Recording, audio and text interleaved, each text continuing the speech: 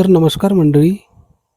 पुन्हा एकदा तुमच्या समोर आपण एक इंटरेस्टिंग व्हिडिओ घेऊन आलेलो आहोत.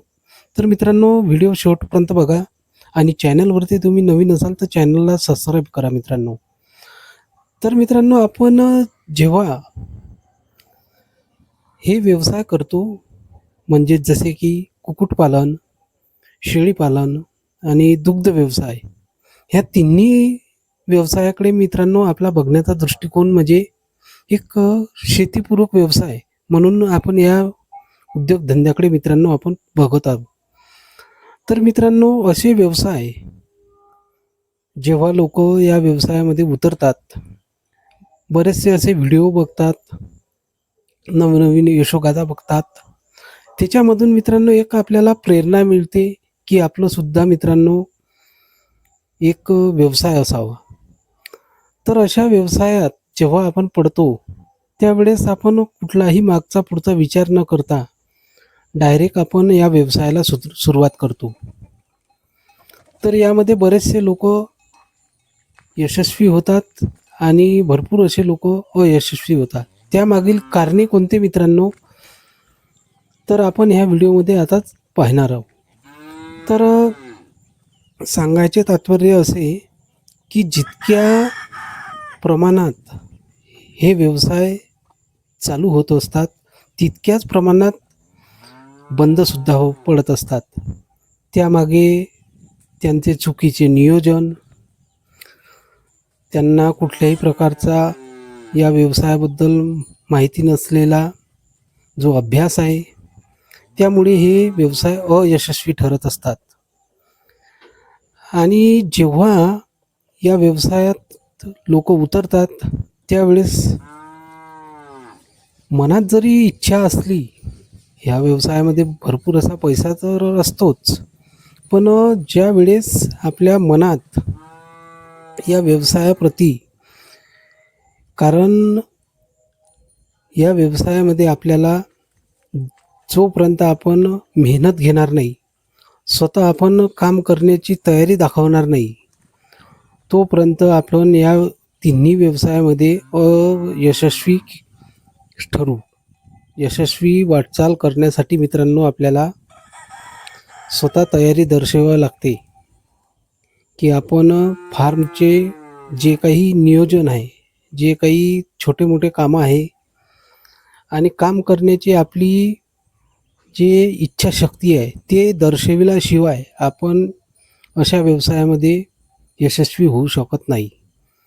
तर कुक्कुटपालन जरी आपण बघितलं तर बाहेरून सुद्धा लोकांना व्हिडिओ जेव्हा पाहतात त्यावेळेस इतक्या रुपयाला कोंबडी गेली, तितक्या रुपयाला अंडी गेली, असे मनामध्ये त्यांच्या प्रश्न येत असतात. पण याच्या मागे भरपूर अशी त्या व्यावसायिकाची मेहनत असते, ते आपल्याला व्हिडिओमध्ये तितकीशी दिसत नाही.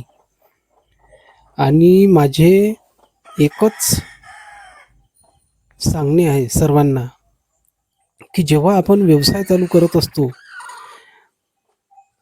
कितीही पिल्लापासून कितीही पक्षापासून आपण सुरुवात करू कुक्कुटपालनाची बेसिकली, किंवा आपण शेळीपालन पकडू, तर या व्यवसायात जोपर्यंत आपली इच्छाच असणार नाही काम करण्याची, कारण भरपूरसे असे तुम्ही फार्म बघितले आहे की ते दुसऱ्याच्या भरोशावरती, माणसाच्या किंवा गड्याच्या भरोशावरती व्यवसाय उघडतात आणि ते पूर्णपणे अयशस्वी ठरतात.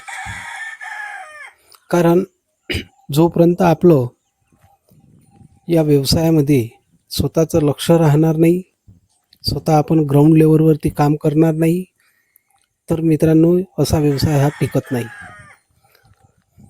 कारण आपण कुठेतरी या तिन्ही व्यवसायामध्ये कुठल्या तरी प्राण्याला, कुठल्या तरी जीवाला आपण संगोपन करणार आहोत. इथे रोगराई येणार, इथे लहान मोठ्या तुम्हाला समस्या भेडसावणार. एका जीवाला मित्रांनो, लहान पिल्लू जरी असलं, शेळीचं असो किंवा कुक्कुटपालनाचं कोंबडीचं असो, ते लहानाचं मोठं करून विक्री योग्य करणं व यशस्वीरित्या विक्री करणं यामागे मित्रांनो भरपूर अशी मेहनत असतात. लोकांना जरी वरून कुक्कुटपालन सोपं वाटलं, पण ते एक 40 ग्रॅमच्या अंड्यातून निघालेल्या पिल्ल्याला 6 महिने इथे वाढवून विक्री योग्य करून आणि चांगल्या पद्धतीची विक्री करून कसं या व्यवसायाला वाढवतात ते आपण शिकलं पाहिजे. त्याची आपली पूर्वतयारी पाहिजे.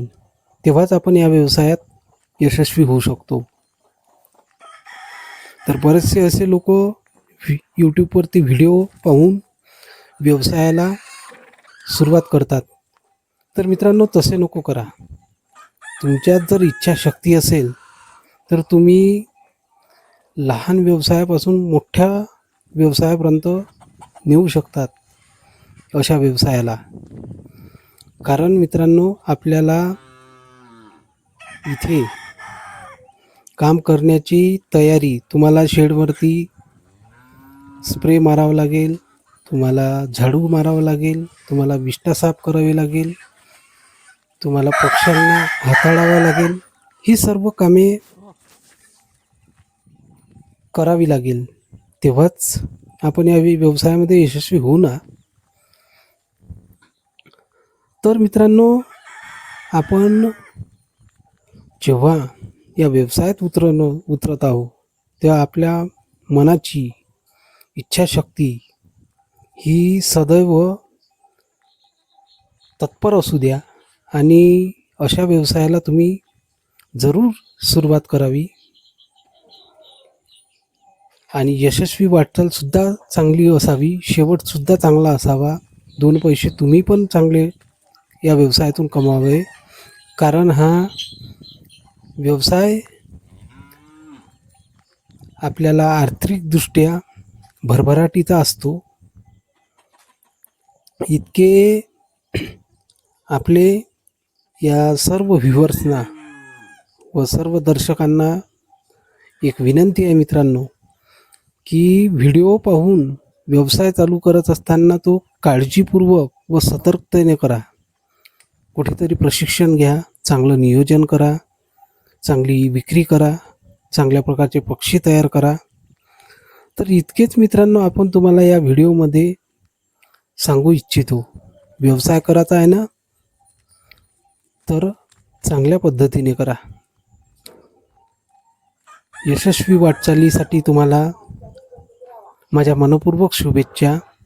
आणि मित्रांनो आपले असेच नवनवीन व्हिडिओ पाहण्यासाठी आपल्या चॅनलला सबस्क्राईब करा, लाईक करा, शेअर करा. आणि मित्रांनो तुर्तास आपण या व्हिडिओमध्ये इथेच रजा घेत आहोत. पुन्हाच अशा एका नवीन व्हिडिओमध्ये तुम्हाला माहितीपर व्हिडिओ पाहायला मिळणार आहे मित्रांनो. धन्यवाद.